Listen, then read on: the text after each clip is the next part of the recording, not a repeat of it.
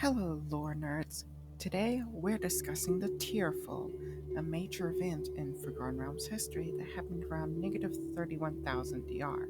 So, the Tearful is also known as the Seven Turn Winter, the Month of Mist, or the Ilaleste, which means falling rain in Elvish.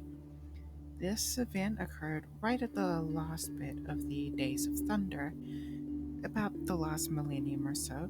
It was possibly responsible for the creation of dragonkind, which we'll get into later.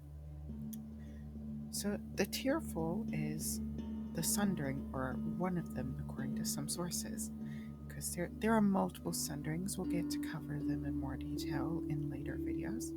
You see, before the Tearful, the world was known as Abeir and Toril, but it didn't remain that way for long. So remember the Batraki that I mentioned in the last video? One of the creator races had their whole empire pretty sweet. Well, they were losing the war against the Titans, and in a final attempt for a victory, they ended up releasing a bunch of primordials, which was a very bad move and ended very badly for them and basically everyone else on Abeir Toril. So the gods, obviously very quickly came in to fight their ancient foes, and the resulting battles, along with the climate change that kind of occurred because of all of this, just wiped the Batraki Empire. They were gone. No more Batraki.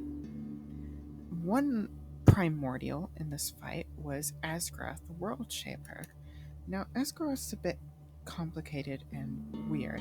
So, Asgorath is the primordial dragon god of creation who manipulates the destinies of all dragons, and being their supreme god, whom they claim created the multiverse, he or she is also known as Io.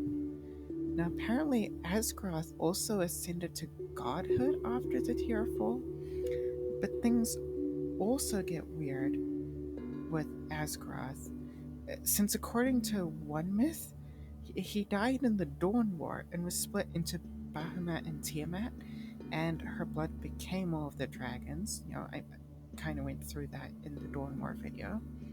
So, following that line of beliefs, it's kind of weird that she's also here in the Tearful, which happens after the Dawn War. And there's an extra conflict in the story where Asgorath/Io fights the primordial Erakus, but is apparently also a primordial, according to the story of the Tearfall. But then Bahamut and Tiamat, who are born from Io's death, are gods, but also Asgorath is now a former primordial turned deity who still exists. The lore gets really messy, and I might end up doing a dedicated video on Asgorath to just hopefully figure this all out.